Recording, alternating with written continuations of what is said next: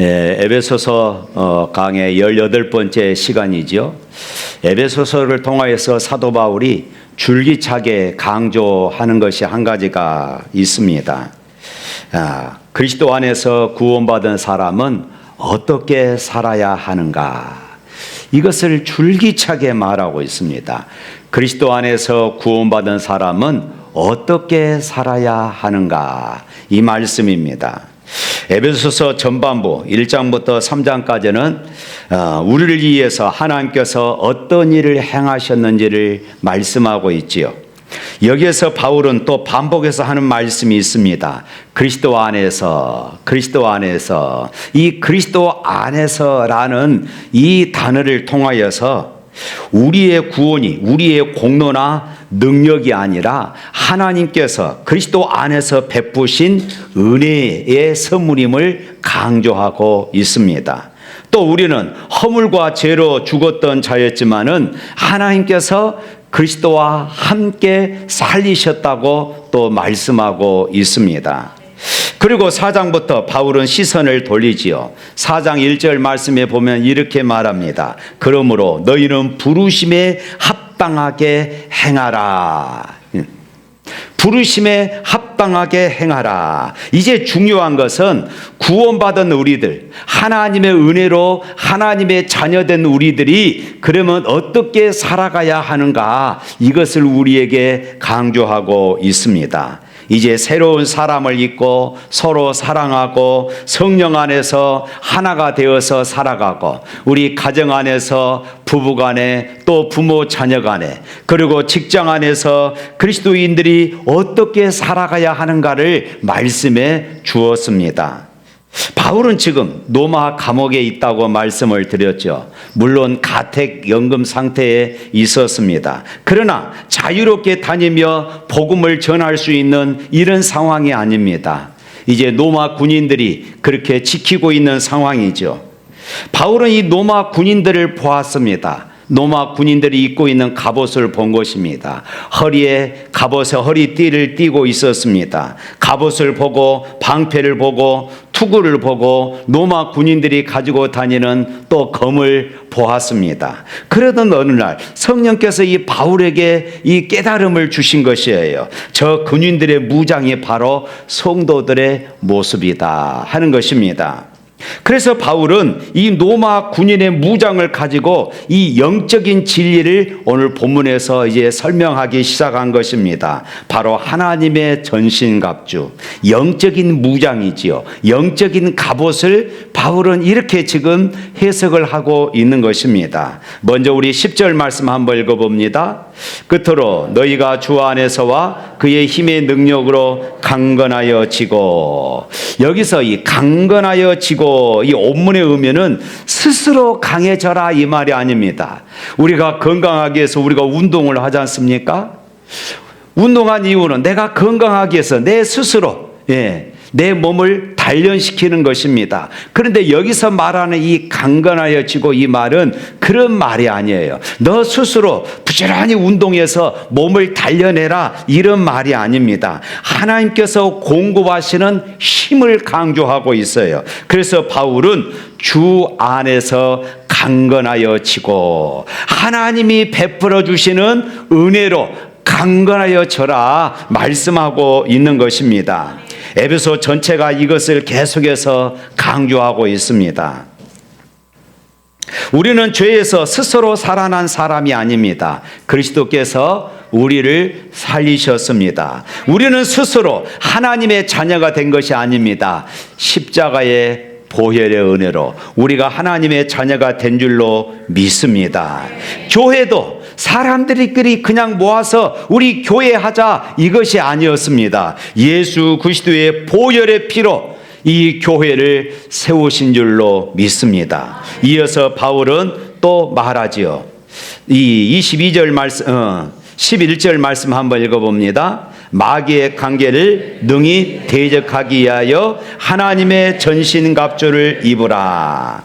마귀의 관계를 능히 대적하기 위하여. 여러분, 사단이 사단의 모습으로 우리에게 다가온다면은 흔히 우리가 뭐 드라마에서나 영화에서나 막 귀신의 모습들, 뿔이 나고 막 눈이 빨갛고 머리를 싹 풀고 이런 전설의 고향에 나오는 그런 귀신들처럼 사단이 우리에게 다가오면 어떻게 하겠습니까? 우리가 당장 알아보고 물리치겠지요. 그러나 사단은 그런 모습으로 찾아오지 않는다는 데 문제가 있습니다. 사단은 언제나 전략이 있어요. 사단은 언제나 사단의 계획이 있습니다. 그것은 사람들의 약점. 그 약점 중에서도 가장 사단이 많이 사용한 것이 의심입니다. 그리고 이간질이에요. 하나님의 사랑을 의심하게 하고 말씀을 의심하게 합니다. 그리고 사람들 간에 이간질을 합니다. 또한 죄를 작게 보게 만들어요. 그 죄 아무것도 아니야. 다른 사람들도 다 이렇게 하는데 죄를 아주 작게 보게 만들어요. 회개를 뒤로 미루게 만듭니다. 기도를 게을리하게 만들어요. 예배보다 더 바쁜 일들이 우리 안에 수없이 많이 일어나게 만드는 것입니다. 이런 것들이 모두가 다 사단의 전략이에요. 사단의 계획인 것입니다. 또 12절 말씀에 또 이렇게 말씀하죠. 11절 한번 읽어봅니다. 우리의 씨름은 혈과 육을 상대하는 것이 아니요 통치자들과 권세들과 이 어둠의 세상 주관자들과 하늘에 있는 악의 영들을 상대함이라. 여기서 이 씨름은 이 씨름이라는 단어는 레슬링 하는 것입니다. 그러니까 멀리서 적을 멀리 두고 싸우는 것이 아니라 아주 머리를 맞대고 코앞에서 붙잡고 싸우는 것이에요. 이것이 영적인 전쟁이라는 것입니다. 영적인 전쟁은 어디에서 일어날까요? 내 생각에서 영적인 전쟁이 일어납니다. 내 감정 속에서 이 영적인 전쟁이 일어납니다. 내 가정 속에서, 내 일터 속에서 이 영적인 전쟁이 끊임없이 일어나게 되어지지요. 그런데 바울은 이 우리가 상대하는 이 영적인 전쟁은 혈과 육에 대한 것이 아니다. 분명히 선언합니다. 혈과 육에 대한 것이 무엇입니까? 눈에 보이는 사람을 의미하지요. 우리는 일상에서 착각을 합니다. 이 직장에서 나를 아주 괴롭히는 직장 상사가 이 마귀로 생각할 때가 있습니다. 속을 썩이는 자녀가 내 원수인 줄로 생각할 때가 있습니다. 나에게 경제적인 손해를 입히는 동업자나 그리고 교회를 어지럽게 만드는 누군가를 우리는 원수로 생각할 수가 있습니다. 그래서 우리는 그런 사람들을 미워합니다. 우리는 그런 사람들과 싸웁니다. 그런 사람들에게 복수하려고, 그런 사람들에게 나도 미워하고 나도 괴롭힘을 주려고 하고 나도 싫어하는 이런 일들에 우리의 에너지를 다 쏟아붓습니다. 그러나 성경은 우리에게 분명하게 선언해요. 우리의 진짜 원수는 그런 혈과 육에 있는 것이 아니라는 것입니다. 그 사람 뒤에서 조종하고 있는 우리의 마음의 분노와 시기, 오해와 갈등을 불어넣어서 서로의 관계를 깨뜨리는 바로 그런 것들이 마귀의 계략이다. 지금 이렇게 말씀하고 있는 것이에요. 그러면서 바울은 우리에게 승리할 수 있는 길을 가르쳐줘요. 사단이 끊임없이 우리의 생각에서, 우리의 마음에서, 우리의 감정에서 우리를 이렇게 공격할 때 우리가 승리할 수 있는 비결이 있는데 그것은 바로 하나님의 전신갑주를 입으라. 할렐루야. 우리 13절 말씀 한번 읽어봅니다. 그러므로 하나님의 전신갑주를 취하라. 이는 악한 날에 너희가 능히 대적하고 모든 일을 행한 후에 서기 위함이라. 여기서 이 전신갑주라는 이 말은 머리끝부터 발끝까지 갖추는 완전 무장을 말하고 있습니다. 바울은 이 전신갑주를 입는 목적에 대해서 분명하게 말하죠. 악한 날에 너희가 능히 대적하고 모든 일을 행한 후에 서기 위함이라. 여기에서 이 악한 날이 무엇을 의미할까요? 사단이 우리를 거세게 공격하는 날입니다. 사단이 날짜를 잡아놓고 우리를 공격할까요? 그렇지를 않아요. 사단은 우리에게 극심한 시험으로 우리를 공격합니다. 사단은 우리에게 큰 유혹을 가지고 시험합니다. 사단은 우리에게 이 낙심이라는 것을 통하여서 우리를 공격해요. 때로는 우리의 믿음이 흔들리게 만듭니다. 갑작스러운 질병이 찾아오게 하고, 때로는 갑작스럽게 우리의 경제가 위기를 당하게 만듭니다. 때로는 가정과 교회에 갈등을 생기게 만들어요. 이 모든 것들이 바로 이 악한 날이에요. 성도에게는 반드시 그런 날이 있습니다. 그런데 바울이 뭐라고 말합니까? 그런 날이 오기 전에 전신갑주를 입으라, 이렇게 말하고 있는 것이에요. 이 전신갑주를 오늘 본문에서 6가지로 설명을 합니다. 첫 번째가 진리의 허리띠입니다. 14절 읽어봅니다. 그런즉 서서 진리로 너희의 허리에 띠를 띠고 의의 호신경을 붙이고. 여기서 이 진리의 띠, 로마 군인들은 가장 먼저 허리에 띠를 두릅니다. 우리가 힘을 쓰기 위해서도 역시 허리에 띠를 강하게 우리가 묶어야 하는 것이지요. 역도 선수들이 허리에다가 이렇게 두꺼운 띠를 두르는 이유가 거기에 있는 것이지요. 힘을 쓰기 위해서 그렇습니다. 모든 힘은 이 허리에서 나오기 때문에 그렇습니다. 그러니까 허리띠는 단순히 옷을 고정하는 장식이 아니라는 것입니다. 로마 군인들은 갑옷을 고정하고 그곳에 칼을 달고 몸의 중심을 잡아주는 역할을 했습니다. 그러니까 허리띠가 없으면은 아무리 좋은 갑옷을 입는다 할지라도 그 갑옷의 힘을 발휘할 수가 없다는 것이지요. 영적인 전쟁에서 허리띠는 무엇일까요? 진리입니다. 그래서 오늘 그러죠. 진리의 허리띠, 이렇게 지금 말하고 있는 것이에요. 여기서 이 진리는 2가지로 우리가 해석을 할 수가 있는데, 첫 번째는 이 말씀의 진리입니다. 하나님의 말씀이 진리입니다. 할렐루야. 사랑하는 성도 여러분, 그리스도인의 삶의 기준은 무엇일까요? 언제나 하나님의 말씀이에요. 세상의 가치관이 아닙니다. 오늘 여기 앉아있는 우리 청소년들, 청년들 자라면서 늘 부모들이 훈계를 하면 그러잖아요. 우리 친구들 다 그렇게 살아. 이것이 세상의 가치관이에요. 그러나 우리 그리스도인들은 세상 사람들이 다 그렇게 산다고 그렇게 따라가는 것이 아니라, 저와 여러분들의 삶의 기준은 무엇이라고요? 하나님의 말씀입니다. 오늘 우리 성도들은 흔들리지 않는 이 절대 진리, 하나님의 말씀을 허리에 두를 수 있기를 축복합니다. 또 이 진리는 진실함과 정직함으로 해석할 수 있어요. 사단은 거짓의 아비입니다. 우리가 삶에서 거짓과 타협하고 위선과 그리고 거칠애로 신앙생활을 하면은 허리띠가 풀린 군사와 같은 것이에요. 성도는 어떠한 순간에도 말씀 위에 굳게 서고 진실함으로 무장해야 할 줄로 믿습니다. 2번째로 의의 호신경입니다. 옛날 성경에서는 의의 흉배라고 그렇게 말했죠. 앞을 가로막고 있는 갑옷을 말합니다. 내 심장을 보호합니다. 내 앞부분을, 내 생명을 보호하는 것이에요. 여기에서 이 의는 먼저 그리스도의 의입니다. 사랑하는 성도 여러분, 우리 자신들의 의로는 절대로 사단을 이길 수가 없어요. 예수님의 십자가 때문에 오늘 저와 여러분들은 의롭다 하심을 받은 줄로 믿습니다. 루터가 종교 개혁을 할 때 일어났던 그런 예화입니다. 마귀가 루터에게 공격을 합니다. 야, 루터, 네가 지금 종교 개혁을 한다고 그래? 네 죄가 얼마나 많은데 너 같은 것이 종교 개혁을 할 수가 있어? 네 악가람이나 잘해.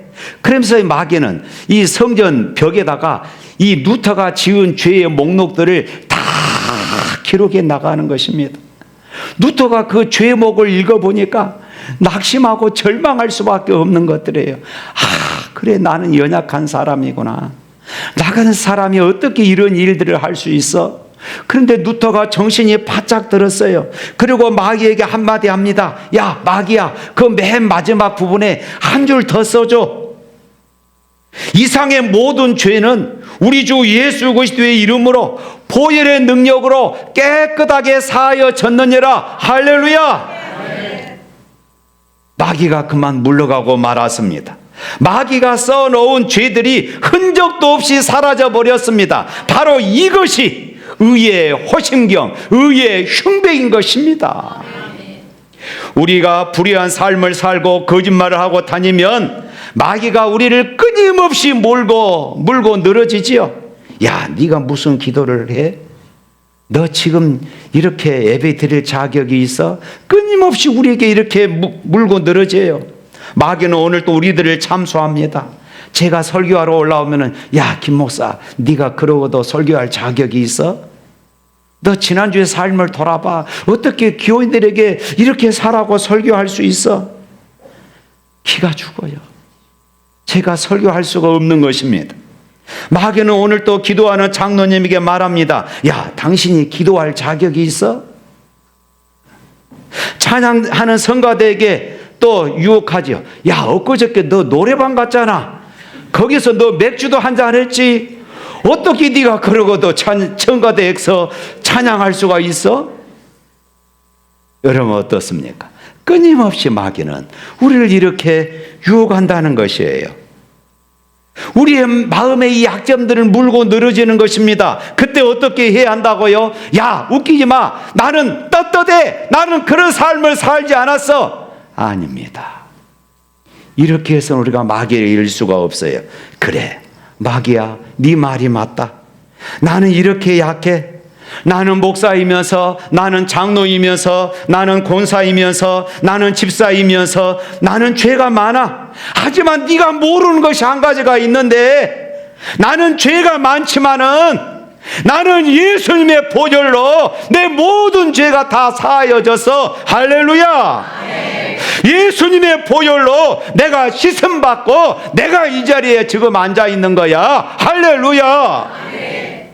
주의 보혈 능력이 또다 주의 피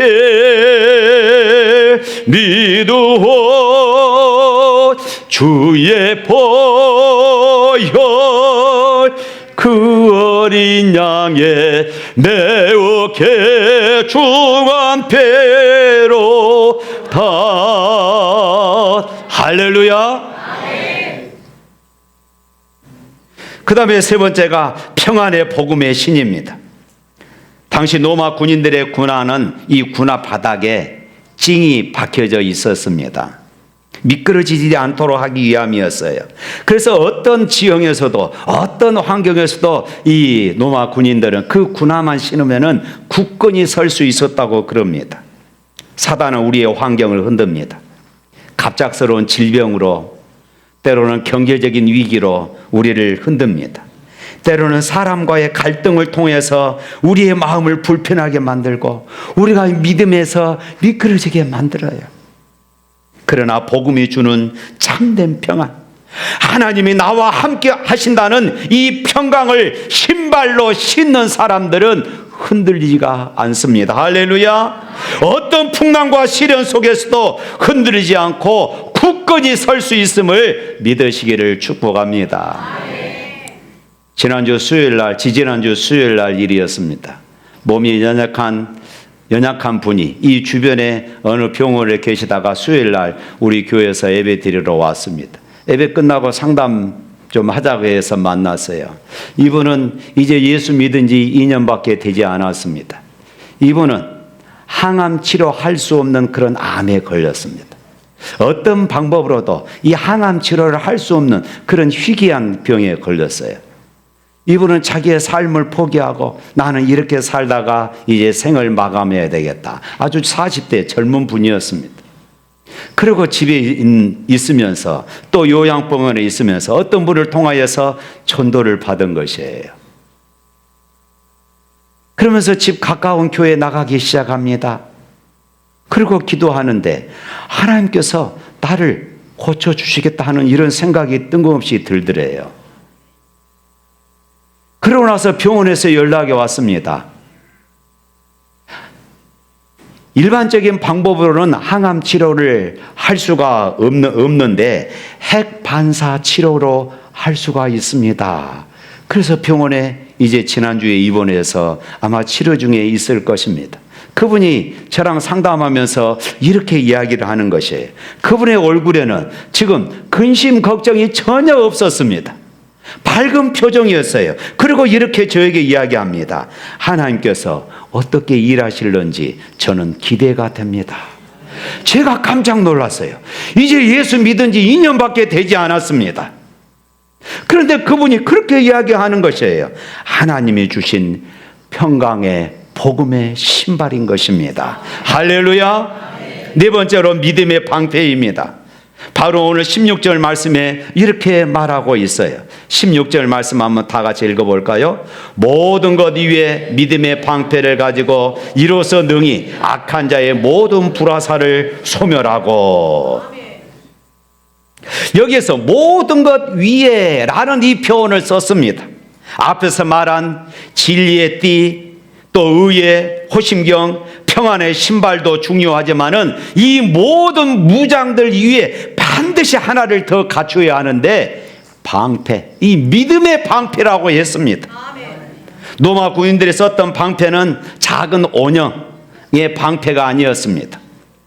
헬라어로 투레오스라고 부르는 이 방패는 가로가 75cm, 세로가 약 120cm에 달하는 대형 나무로 만든 방패라고 그럽니다.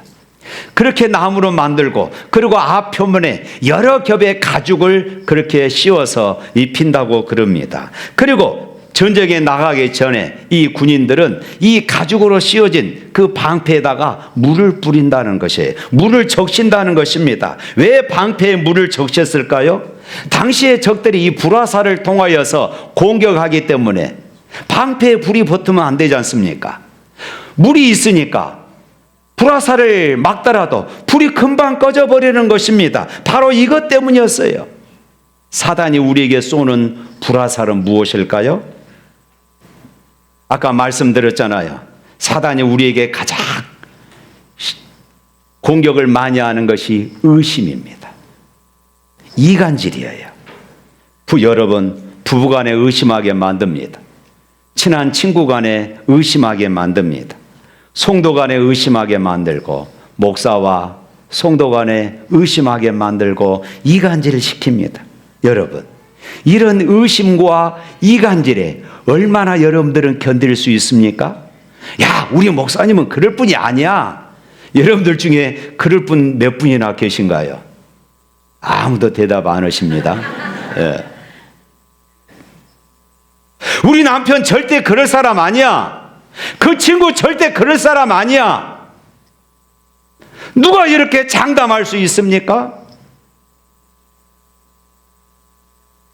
또 말합니다. 야, 하나님이 너를 정말로 사랑할까?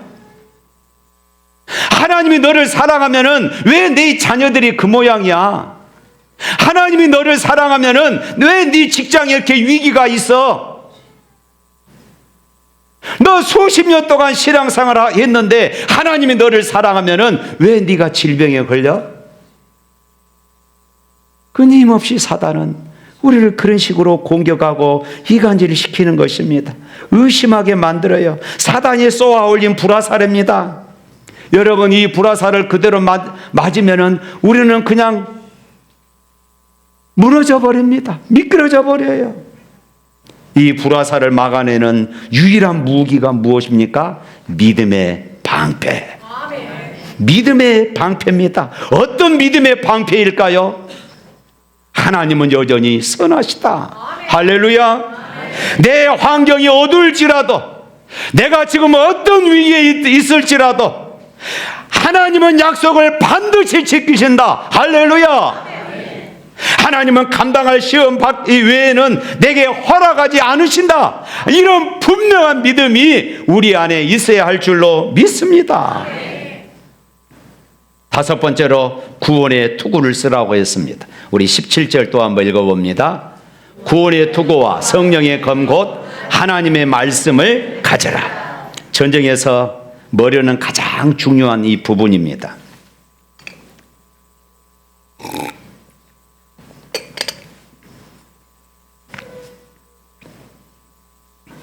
여러분, 가슴에 상처를 입을 수도 있습니다. 그러나 금방 일어날 수가 있어요. 그러나 머리에 상처를 입어버리면 더 이상 전쟁을 할 수가 없고 때로는 생명의 위협을 당할 수도 있는 것입니다. 그래서 로마 군인들의 이 투구는 아주 튼튼한 투구로 만들었다고 그래요. 바울은 그것을 구원의 투구라고 했습니다. 우리는 이러한 구원의 확신, 쉽게 말하면 이 구원의 확신입니다. 어떤 환경 속에서도 나는 하나님의 자녀다 하는 이런 흔들림 없는 믿음을 가지라는 것입니다. 물론 우리는 연약합니다. 우리는 죄를 지을 수 있어요. 종종 제가 신방하면서 연세 드신 분들에게 질문합니다. 집사님, 권사님, 오늘 죽으면 천국 갈 수 있습니까? 이렇게 말해요. 아이고 목사님, 제가 너무 연약해서요. 제가 한 것이 있어야지요. 이것은 겸손이 아니에요. 사랑하는 성도 여러분, 자신 있게 대답하시길 바랍니다. 나는 연약하지만은 예수 그리스도의 이름을 믿음으로 나는 천국에 들어갈 수 있습니다. 할렐루야. 이것이 바로 구원의 확신이에요. 이 구원의 확신을 품을 수 있기를 주님의 이름으로 축복합니다. 여섯 번째로 성령의 검, 곧 말씀을 가져라, 이렇게 말씀합니다. 갑자기 분위기가 달라져요. 지금까지는 방어용 무기였습니다. 허리에 띠, 의의 흉배, 신발, 방패, 투구 모두 다 방어입니다. 그러나 검은 달라요. 검은 공격용 무기입니다. 성령의 검, 곧 하나님의 말씀이에요. 사단이 광야에서 예수님이 40일 공생에 시작하시기 전에 40일 금식을 하셨습니다. 그리고 40일 금식 마치자 사단이 찾아와서 예수님을 시험합니다. 예수님이 사단을 어떻게 물리치셨습니까? 예수님은 하나님이셨습니다. 하늘의 권세를 가지고 사단을 물리친 것이 아니었습니다. 예수님은 우리에게 영적인 전쟁의 모범을 보여주시기 위하여서 말씀으로 물리치신 것입니다. 말씀의 검을 사용하셨어요. 사단이 배가 고픈 예수님께 찾아와서 첫 번째 시험이 이것이었습니다. 야, 이 돌들로 떡덩이가 되게 하라. 이렇게 시험할 때에 예수님은 신명기 8장 3절 말씀을 들어서 이렇게 말씀하셨어요. 사람이 떡으로만 살 것이 아니요 하나님의 입으로부터 나오는 모든 말씀으로 살리라. 할렐루야. 사단이 또 성전 꼭대기에 예수님을 데리고 올라갔습니다. 야, 이곳에서 뛰어내려라. 그때 예수님은 신명기 6장 16절 말씀으로 선포하셨습니다. 주 너의 하나님을 시험하지 말라. 사단이 엎드려 절하면 천국 만국, 천하 만국을 주겠다고 이렇게 유혹할 때도 신명기 6장 13절에 주님은 이렇게 말씀하셨습니다. 주 너의 하나님께 경배하고 다만 그를 섬기라. 할렐루야. 사랑하는 성도 여러분, 여러분들의 손에 어떤 검의 말씀을 가지고 계십니까? 사단이 내 마음에 의심을 줄 때에 무기력하게 당하고만 계시지 않습니까? 여러분, 그때 말씀의 검을 드시기를 주님의 이름으로 축복합니다. 불안이 밀려올 때 어떤 우리가 말씀의 검을 가져야 할까요? 빌립보서 4장 6절부터 7절 말씀 한번 읽어보도록 하겠습니다. 시작. 아무것도 염려하지 말고 다만 모든 일에 기도와 간구로 너희 구할 것을 감사함으로 하나님께 아뢰라. 그리하면 모든 지각에 뛰어난 하나님의 평강이 그리스도 예수 안에서 너희 마음과 생각을 지키시리라. 할렐루야. 여러분, 불안이 밀려올 때 이 말씀의 검을 뽑으시기를 바랍니다. 아무것도 염려하지 말고 다만 모든 일에 기도와 간구로 너희 구할 것을 하나님께 감사함으로 아뢰라. 그리하면 모든 지각에 뛰어난 하나님의 평강이 어떠한다고요? 너희의 마음과 생각을 지키시리라. 할렐루야.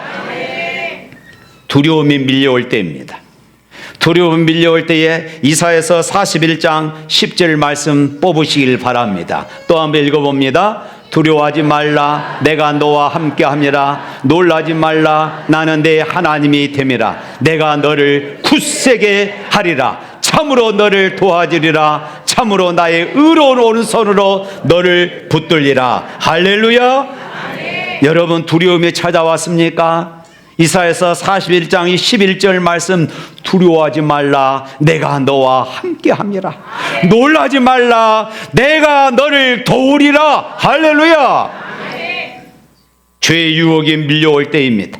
내가 죄의 유혹에 밀려오고 때로는 내가 넘어졌을 때에, 여러분 고린도후서 5장 15절 말씀, 여러분 이 말씀의 검을 뽑으시길 바랍니다. 읽어봅니다. 그런즉 누구든지 그리스도 안에 있으면 새로운 피조물이라. 이전 것은 지나갔으니 보라 새 것이 되었도다. 이전 것은 지나갔으니 보라 새 것이 되었도다. 할렐루야. 말씀으로 승리할 수 있기를 주님의 이름으로 축복합니다. 바울은 이 하나님의 전신갑주를 말하면서 한마디를 더 붙입니다. 오늘 18절 말씀입니다. 시작. 모든 기도와 간구를 하되 항상 성령 안에서 기도하고 이를 위하여 깨어 구하기를 항상 힘쓰며 여러 성도들을 위하여 구하라. 19절 읽습니다. 또 나를 위하여 구할 것은 내게 말씀을 주사 나로 입을 열어 복음의 비밀을 담대히 알게 하옵소서 할 것이니. 미국의 남북 전쟁 당시에 한 젊은 병사가 전투가 시작되기 전에 언제나 이 젊은 병사는 하나님 앞에 무릎을 꿇고 기도하는 습관이 있었습니다. 주변 동료들이 이 기도하는 젊은 병사를 보고 손가락질하며 비웃었습니다. 야, 저 친구는 겁이 많아서 이 전쟁터에 나가서 두려우니까 저렇게 하나님 앞에 기도한다고 비웃었습니다. 어느 날 치열한 전투가 벌어졌고 총알이 빗발치는 가운데 수없이 많은 군사들이 죽었습니다. 전투가 끝난 후 사람들은 이 젊은 병사가 무사한 것을 보고 깜짝 놀랐어요. 누군가가 그 비결을 묻자 이 젊은이는 이렇게 대답했습니다. 전투가 시작되기 전에 먼저 하나님 앞에 무릎을 꿇었기 때문에 전투가 시작된 후에는 어떤 적 앞에서도 무릎을 꿇지 않았습니다. 오늘 사도 바울은 본문에서 하나님의 전신갑주를 입으라고 권면하고 있습니다. 그러나 바울은 이 전신갑주를 설명한 뒤에 마지막에 이렇게 덧붙입니다. 모든 기도와 간구를 하되 항상 성령 안에서 기도하라. 할렐루야. 기도하라고 말하고 있어요. 성도들 위해서 기도하라고 말하고 있습니다. 또 바울 자신을 위해서 기도를 부탁하고 있습니다. 무엇보다도 바울 자신을 위해서 기도를 부탁할 때 무엇을 부탁했습니까? 나를 빨리 이 감옥에서 나갈 수 있도록 기도해 주십시오. 이것이 아니었습니다. 하나님의 복음을 담대하게 전할 수 있도록 기도해 주십시오. 이것이 어떤 것이에요? 그렇습니다. 이 전신갑주는 기도를 통해서 비로소 살아 움직이게 된 줄로 믿습니다. 기도 없는 갑옷은 입지 않는 갑옷과 다르지가 않습니다. 기도하는 성도는 넘어질 수 있어도 기도하는 성도는 결단코 무너지지 않습니다. 할렐루야. 따라서 합시다. 기도하는 성도는 넘어질 수 있어도 결코 무너지지 않습니다. 다시 한번, 기도하는 성도는 넘어질 수 있어도 결코 무너지지 않습니다. 할렐루야. 그렇습니다. 기도하는 성도들 넘어질 수 있습니다. 그러나 결단코 무너지지 않음을 믿으시기를 축복합니다. 사랑하는 성도 여러분, 사단은 언제나 하나님의 백성들을 넘어뜨리려고 그럽니다. 그러나 여러분 두려워하지 마십시오. 하나님의 말씀을 붙잡으시기를 바랍니다. 항상 성령 안에서 기도할 수 있기를 축복합니다. 하나님의 전신갑주를 입으시기를 바랍니다. 그러면 하나님께서 여러분들의 가정을 지키실 것입니다. 그러면 하나님께서 여러분들의 일터를 지키실 것입니다. 그러면 하나님께서 여러분들의 자녀를 지키실 것입니다. 그리고 마지막 날까지 믿음으로 승리하게 하실 줄로 믿습니다. 주 안에서와 그의 힘의 능력으로 강건하여지고 하나님의 전신갑주를 입으라. 이 말씀이 오늘 우리의 삶 속에서 날마다 이루어져서 어떤 영적인 전쟁 속에서도 그리스도의 승리를 누리는 성도들이 되시기를 주님의 이름으로 축복합니다. 우리 찬양하겠습니다.